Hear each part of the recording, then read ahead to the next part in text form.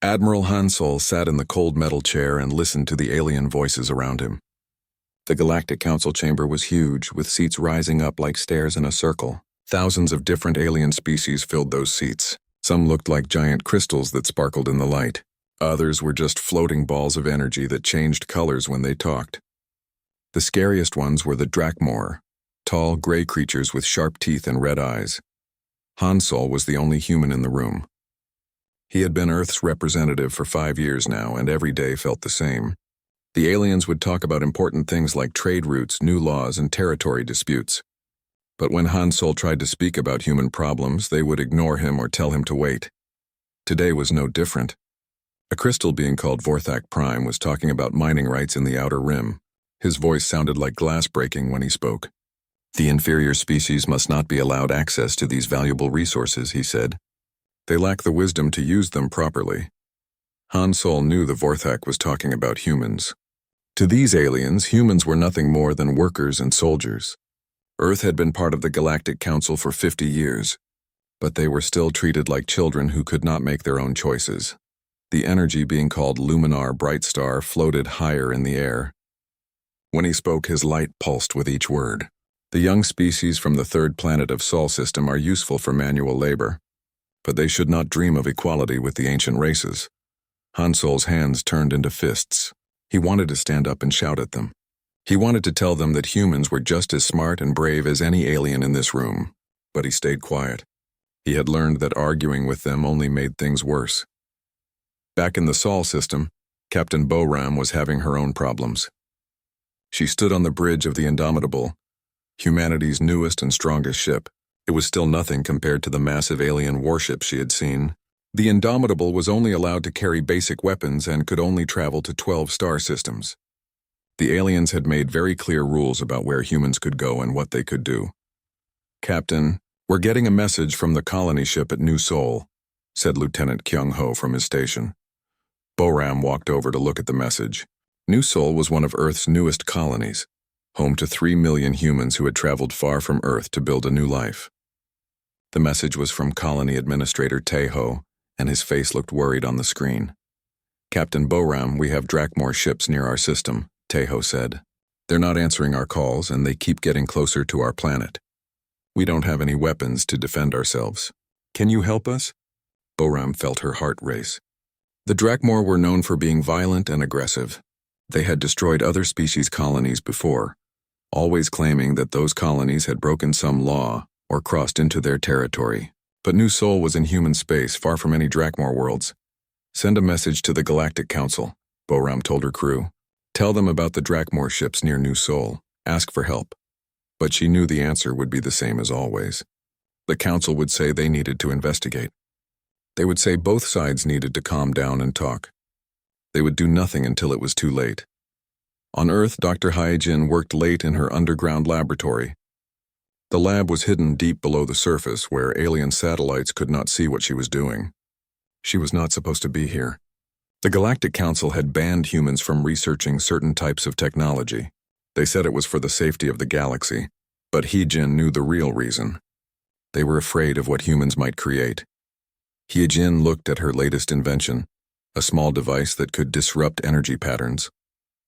If it worked, it could stop energy-based aliens like the Luminar from maintaining their form. She had also been working on something that could affect the crystal structures of the Vorthak. But these were just experiments. She hoped she would never need to use them.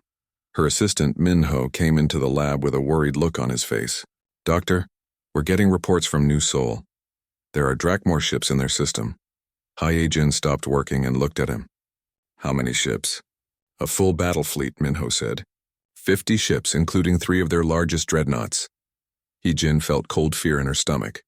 50 Drakmor ships was enough to destroy a planet. Have they attacked yet? Not yet. But Colony Administrator Taeho says they're not responding to any messages. They just keep moving closer to the planet. Meanwhile, in the council chamber, Hansol tried one more time to get help for New Sol. He stood up from his chair and spoke in a loud voice. "Honored council members, I request immediate help for the human colony of New Sol. Drakmor ships are threatening 3 million innocent people." The Drakmor representative, War Chief Skarnock, stood up. He was 8 feet tall with gray skin and muscles that looked like they were made of metal. His red eyes glowed as he spoke. The humans have crossed into Drakmor territory. They must be punished according to our laws. That's not true, Hansol said. New Sol is in human space. We have the legal documents that prove it. Vorthak Prime's crystal body sparkled as he spoke. The young species from Sol often make mistakes with their record-keeping. Perhaps they are confused about their boundaries. Luminar Brightstar pulsed with agreement. The Drakmor are an ancient and honorable species. If they say the humans have crossed into their territory, then it must be true. Hansol looked around the chamber. Thousands of aliens stared back at him, but none of them seemed to care about the 3 million humans who might die. He realized something that made his blood turn cold. The aliens were not just ignoring the problem. They were supporting the Drakmor. The council meeting ended with no help for New Sol. Hansol walked back to his small quarters and sent a message to Earth. He told them that the Galactic Council would not help.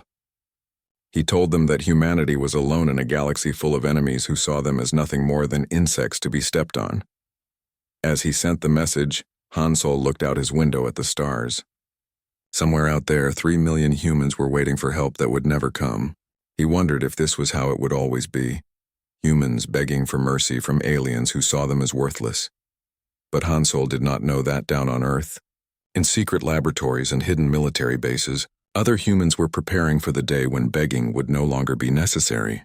The day when the galaxy would learn that underestimating humanity was the biggest mistake any species could make. The news came at 3:47 in the morning, Earth time. President Sungmin was sleeping in his bed when his phone started ringing with the emergency tone.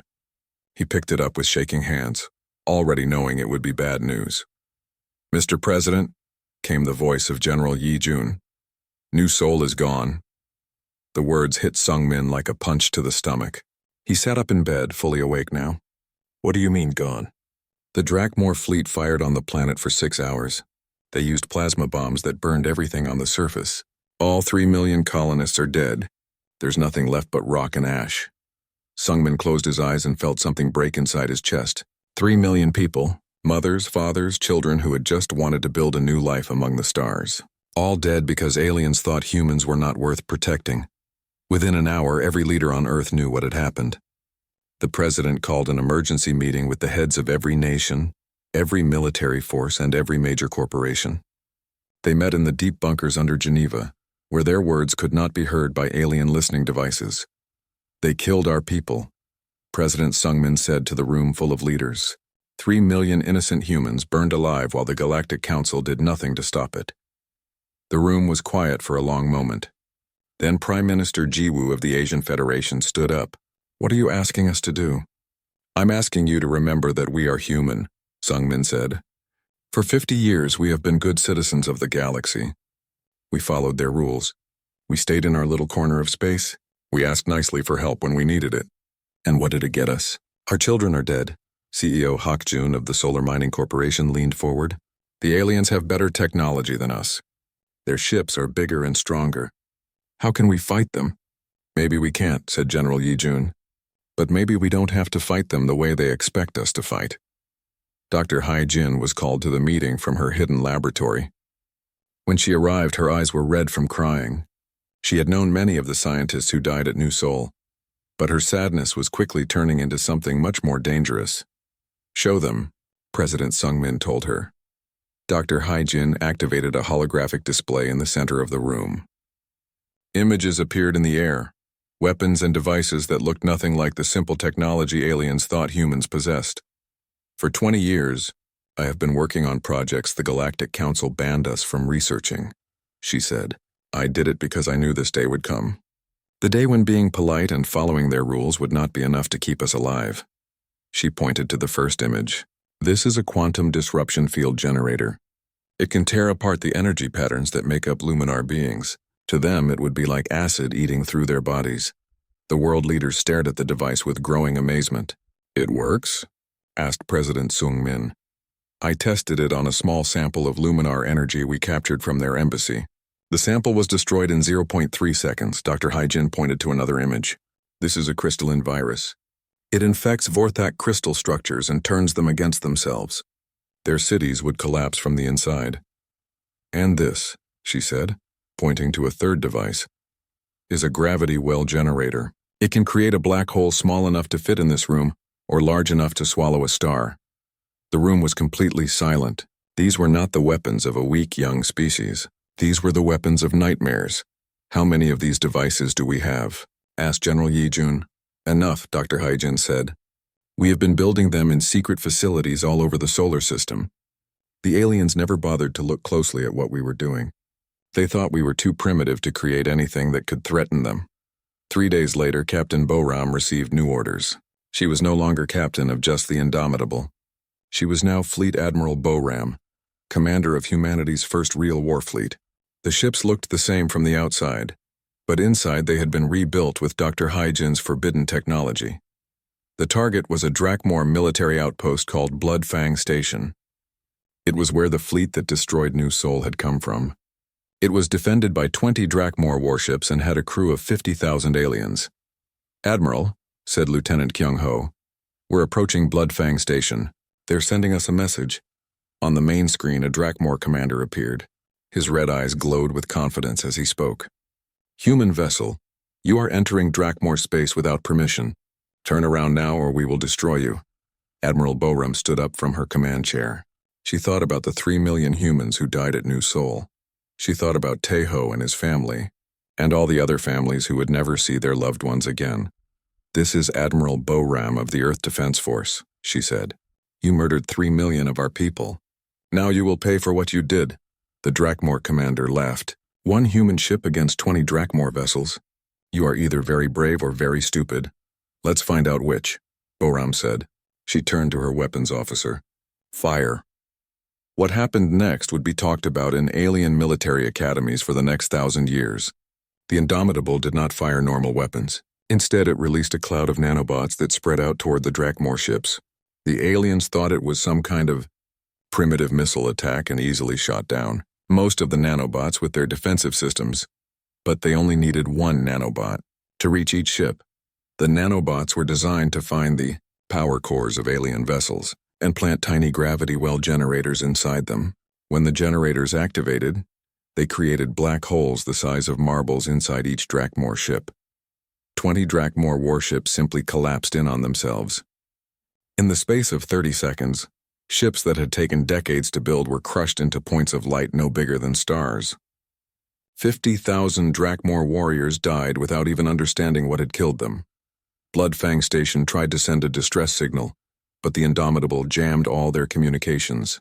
Then Boram's ship moved close to the station and did something no alien had ever seen before.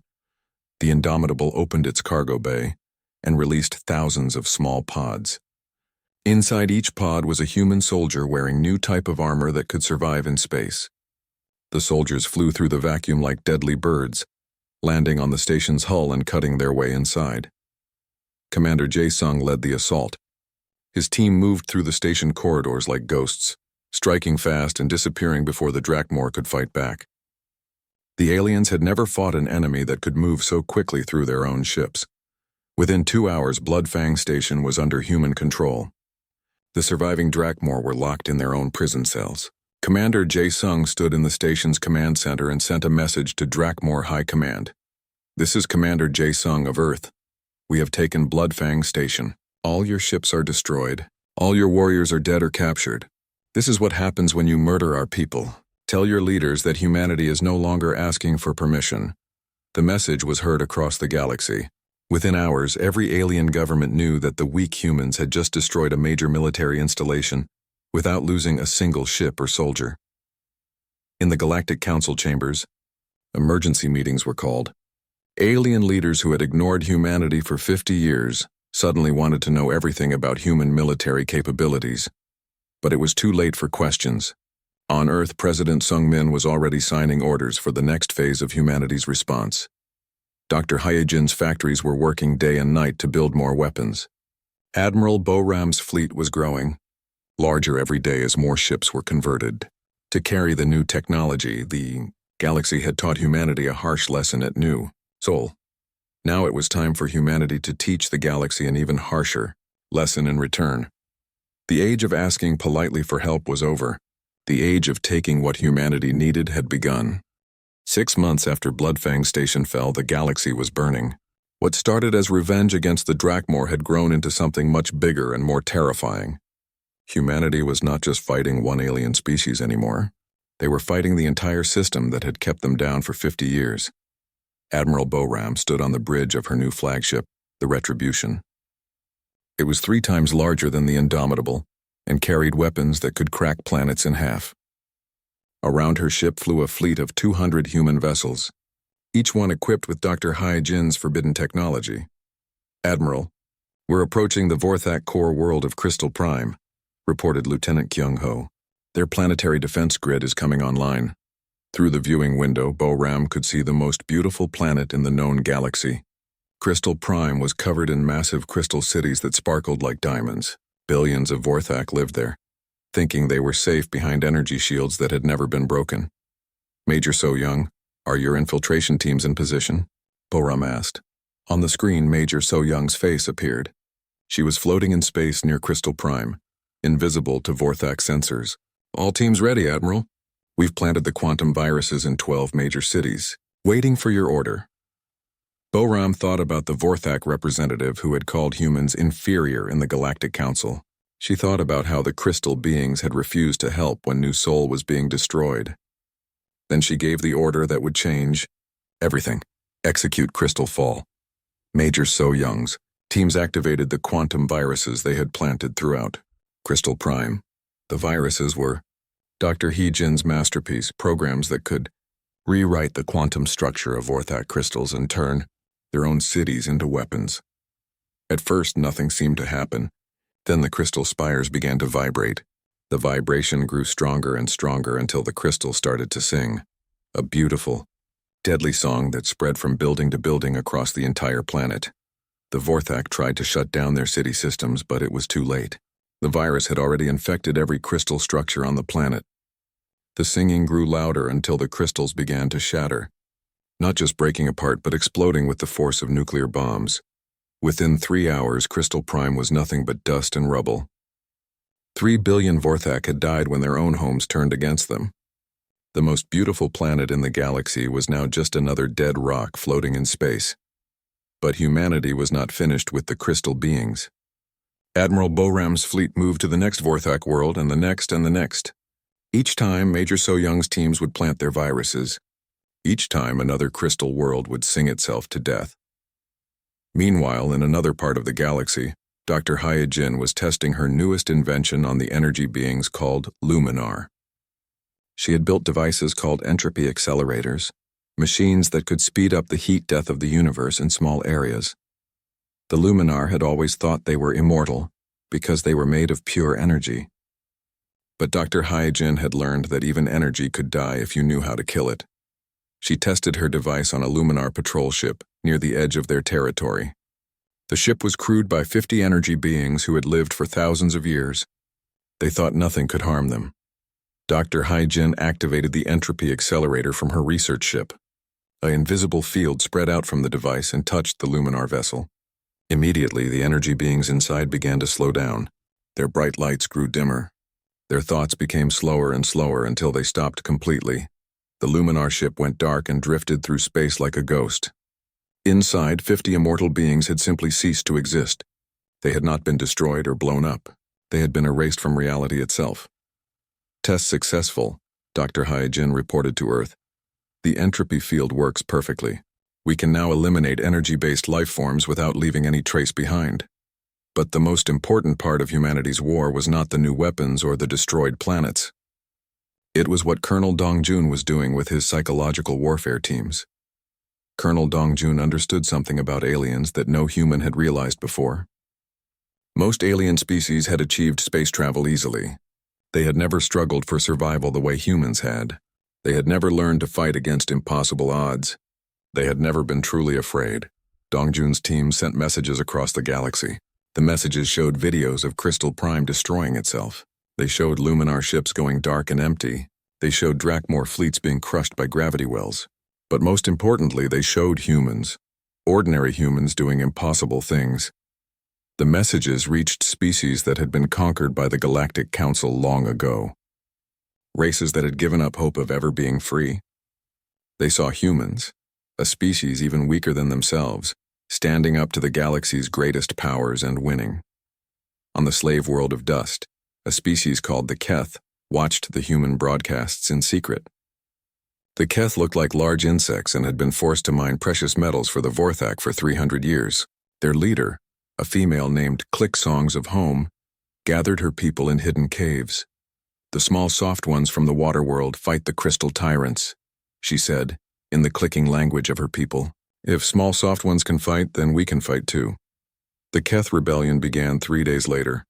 Using mining equipment as weapons, they drove the Vorthak overseers from their world. When Vorthak ships came to restore order, they found the planet covered in explosive mines that the Keth had built from their mining tools. Similar rebellions started on dozens of worlds. The careful order that had kept the galaxy peaceful for thousands of years began to fall apart. And everywhere the rebels fought, they carried human-made weapons and used human-taught tactics. Admiral Han Solo, who had been powerless in the Galactic Council for so long, now found himself coordinating the largest rebellion in galactic history.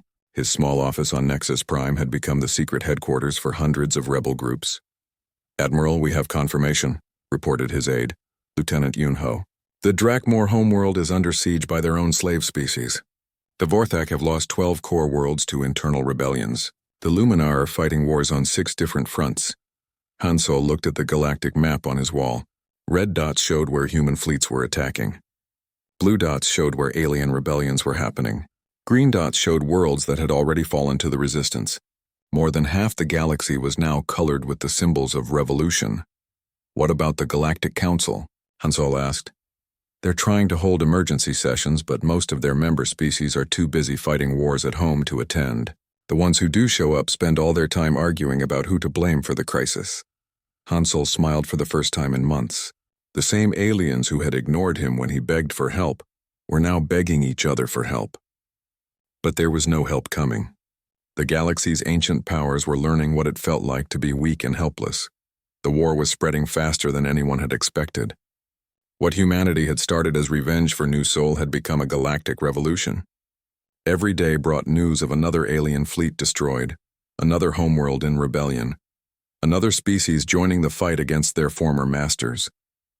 But the aliens were not giving up without a fight. Reports were coming in that the remaining great powers were forming an alliance. They called it the Coalition of Order, and they were gathering the largest military force in galactic history. Dr. Hyjin received the intelligence reports in her new command bunker on Mars. The Coalition fleet would have millions of ships and weapons that could destroy entire star systems. It would be the final battle. Either humanity and their allies would win everything, or they would all be wiped out completely. "Doctor," asked her assistant Minho, "do you think we can win against that many ships?" Dr. Hyjin looked at the reports and smiled. "Minho, these aliens still don't understand what makes humans dangerous. They think this war is about who has the bigger fleet or the stronger weapons, isn't it?" "No," Dr. Hyjin said. "This war is about who wants to win more. And nobody in this galaxy wants to win more than a human who has lost everything and has nothing left to lose." The final battle would happen at the Crimson Nebula, a massive cloud of red gas and dying stars at the edge of the galaxy. It was here that the Coalition of Order had gathered their ultimate fleet, 12 million ships from every surviving alien empire. Supreme War Marshal Hyunwoo stood in the command center of humanity's new super dreadnought, the New Sol's Revenge. Around him, holographic displays showed the enemy fleet approaching. It was so large that it blocked out the stars behind it. "Sir, final count on the Coalition fleet," reported Commander Dalho. 12.3 million vessels, including 47 planet killers and 15 star destroyers." Hyunwoo looked at his own fleet. Humanity had 8,000 ships. Even with their advanced technology and alien allies, they were outnumbered more than 1,000 to 1. In any normal war, this would mean certain defeat. But this was not a normal war. This was a war being fought by humans. "Open communications to all ships," Hyunwoo ordered. "All human vessels, all allied fleets, this is your Supreme War Marshal speaking." On every human ship, the crew stopped what they were doing to listen. On alien rebel vessels, the various species that had joined humanity's cause translated his words into their own languages. Today, We face the largest military force ever assembled in galactic history, Hyanwu said. They outnumber us by more than 1,000 to 1. Their weapons can destroy planets. Their shields can stop starlight itself. By every logical measure, we should surrender now and accept whatever mercy they might give us. He paused and looked around the bridge at his crew. Every face showed determination mixed with fear.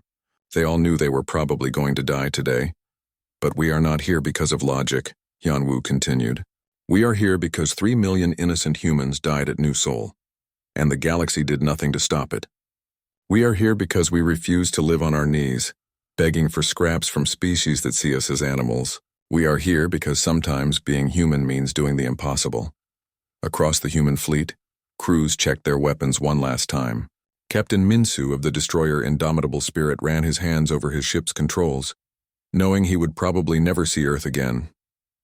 Lieutenant Commander Yunji of the cruiser Iron Will hugged her young son's picture before putting it safely in her pocket. The coalition fleet moved into attack position.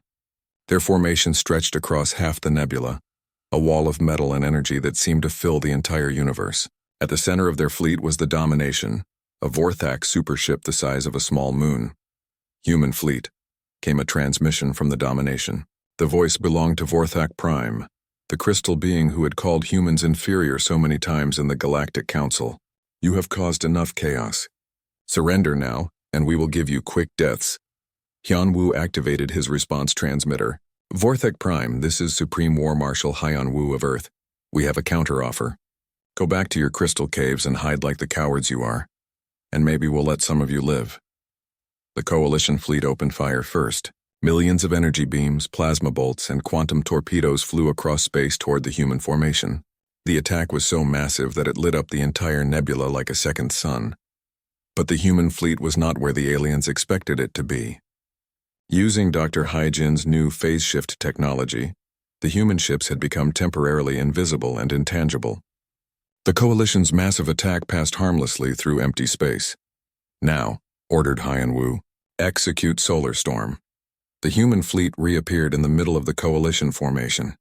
Before the aliens could react, every human ship released clouds of nanobots equipped with gravity well generators. But these were not the small devices used at Bloodfang Station. These were industrial-grade black hole creators. Thousands of tiny black holes appeared throughout the coalition fleet. Ships that had survived for millennia were crushed in seconds. The massive Vorthak dreadnoughts with their crystal armor and quantum shields crumpled like paper balls. Captain Minsu watched his targeting screen as enemy ships died around him. But he also saw that his own ship was taking heavy damage. A Drakmor plasma beam had punched through his engine room, and radiation was flooding the ship. Captain, we need to evacuate, called his engineer, Lieutenant Sijin. Minsu looked at the tactical display. There was still a cluster of coalition ships nearby, including a Luminar command vessel. If those ships survived, they could reorganize the enemy fleet and turn the battle around. Negative, Minsu said. All crew to escape pods. I'm taking the ship in. Sir, you don't have to do this, Seijin pleaded. Minsu smiled sadly. Yes, I do. This is what humans do. We don't give up, even when giving up makes sense. The crew evacuated while Minsu steered his dying ship toward the enemy formation. As the Indomitable Spirit flew its final mission, Minsu began singing an old Earth song his grandfather had taught him. The song was about brave soldiers who never came home, but whose sacrifice saved the people they loved. The Indomitable Spirit crashed into the Luminar command ship at full speed. Both vessels exploded in a burst of light that could be seen from the other side of the nebula. Minsu died singing, and his death saved thousands of other human lives. Similar acts of heroism were happening all across the battlefield. Lieutenant Commander Yunji's ship lost its hull integrity when a Vorthak crystal borer punched through the armor. Instead of abandoning ship, she stayed at her post and manually held the breach closed with her bare hands, allowing her crew to complete their mission before the vacuum of space finally claimed her. But the most terrifying moment for the aliens came when they realized that dead humans were not staying dead. Dr. Hyjin had activated the Lazarus Protocol, a system that downloaded human consciousness into the ship's computers at the moment of death. Captain Minsu's voice came over the communication system even though his body was gone. This is the ghost of the Indomitable Spirit. I'm still fighting and I'm still angry. His consciousness had merged with his ship's AI, and the ship was still operational even though it should have been destroyed. Ghost ships began appearing throughout the battle, human vessels that kept fighting long after their crews had died. The aliens had never seen anything like it. In their cultures, death was the end. When you died, you stopped fighting, but humans had found a way to keep fighting even after death itself. Admiral Boram watched the battle from her flagship and realized they were actually winning. The coalition fleet was falling apart under the human assault, but she also knew that humanity was paying a terrible price. More than half the human fleet was already destroyed or dying. That was when Dr. Hyojin revealed humanity's ultimate weapon. "Admiral," came Dr. Hyojin's voice from Earth, "I'm activating the stellar arsenal.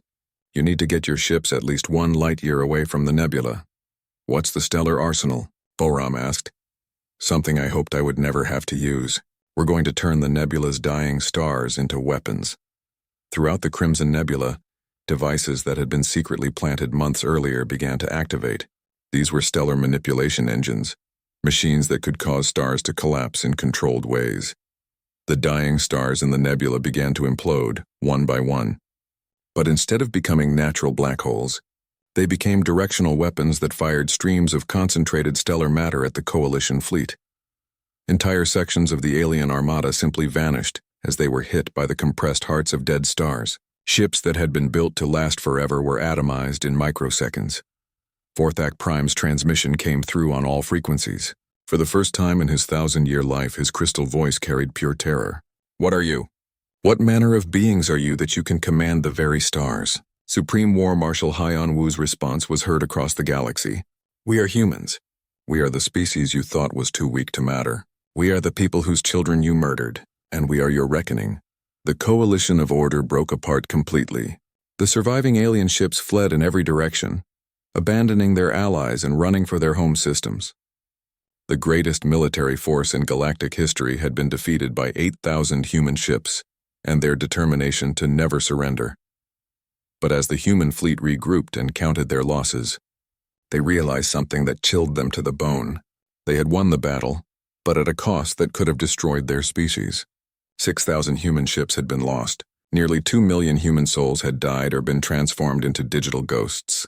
The galaxy trembled in fear, but humanity trembled too. They had become something the galaxy had never seen before, a species that could command stars and refuse to die. The question now was what they would do with that terrible power. 5 years after the Battle of Crimson Nebula, the galaxy was a very different place. Emperor Teho sat on a throne made from the crystallized remains of the old Galactic Council chamber. He had been a simple colony administrator on New Sol when the Drakmor destroyed his world. Now he ruled an empire that stretched across half the galaxy. The transformation had not been easy. After the coalition of order fell apart, the surviving alien powers had tried to surrender in the traditional way, offering tribute and hoping for mercy. But humanity was not interested in the old ways of doing things. "Bring in the delegation from the Vorthak remnant," Emperor Teho said to his aide. Captain Wanshik. 3 crystal beings floated into the throne room. They were all that remained of the Vorthak leadership after humanity's quantum viruses had destroyed their empire. Their crystal bodies were cracked and dim, showing their fear and defeat. The lead Vorthak, who called himself Crystal Singer of Sorrow, spoke in a voice like breaking glass. "Great Emperor of the human empire, we come to offer our complete surrender. Our people will serve yours in whatever way you command." Teho looked at the aliens who had once called his species inferior. He thought about his wife and children, who had died screaming when the Drakmor plasma bombs fell on New Sol. He thought about the 3 million humans who would never see their families again. "I don't want your service," Teho said. "I want you to understand something that your species never learned. No being in this universe is more important than any other being. Not you, not me, not anyone." Crystal Singer of Sorrow's light pulsed with confusion. We do not understand, Great Emperor." "That's exactly the problem," Teho said. "Your people ruled over others for thousands of years, but you never learned why that was wrong. So I'm going to teach you." The Vorthak delegation was taken to one of the human empire's new education centers on the moon of Titan. There, they would spend the next 10 years learning about concepts their species had never needed to understand. Empathy, sacrifice, and the value of life. Similar education programs were happening all across the galaxy. Director Hai-Jin, the former weapons scientist, now ran the Academy of Understanding. Her job was to teach alien species the lessons that humans had learned through millions of years of struggle. The key, Director Hai-Jin explained to her staff, is not to make them afraid of us. Fear only teaches people to hide their true nature. We need to help them understand why cooperation is better than domination. The Academy had students from dozens of alien species. Former Drakmor warriors learned to care for orphaned children from the species they had once conquered. Ex-Luminar nobles worked alongside their former slaves to rebuild the worlds they had destroyed. It was slow work, and not all of the aliens could adapt to the new way of thinking. But those who did found themselves becoming part of something larger than any single species. A galactic community where strength was measured by how much you helped others, not by how much you could take from them. Chancellor Hansol managed the day-to-day operations of the human empire from his office on Nexus Prime. The same chamber where he had once begged for help was now the center of a government that stretched across the stars. "Chancellor, we have the report from the Integration Committee," said his assistant.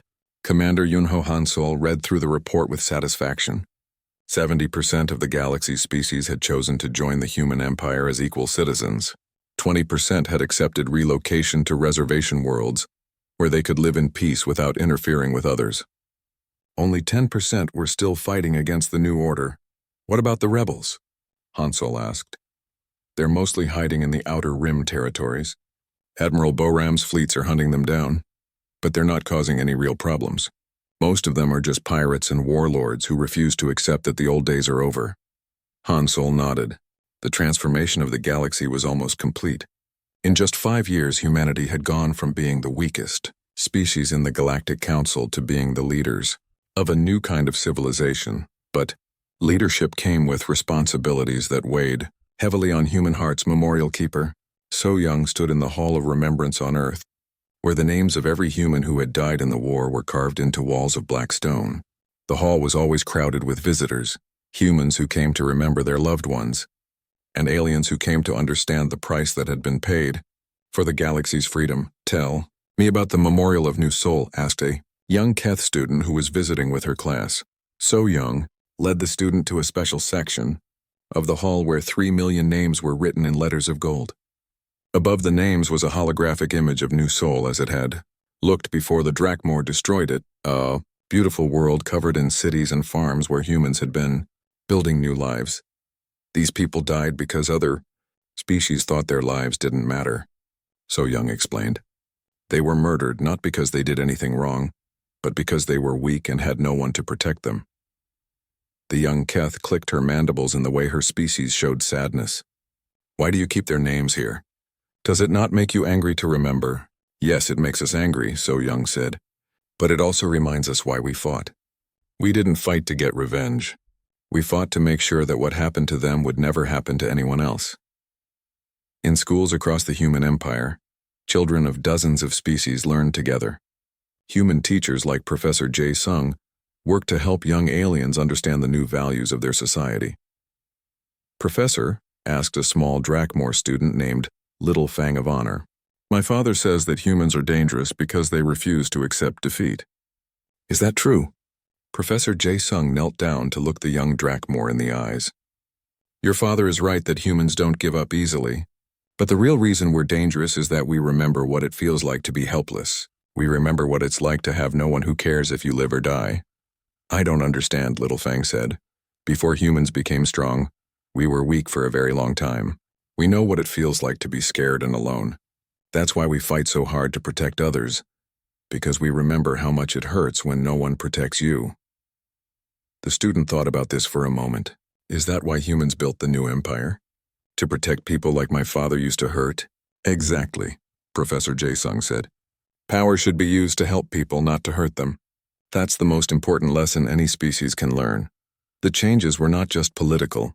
The galaxy's technology and culture were being transformed by human ideas.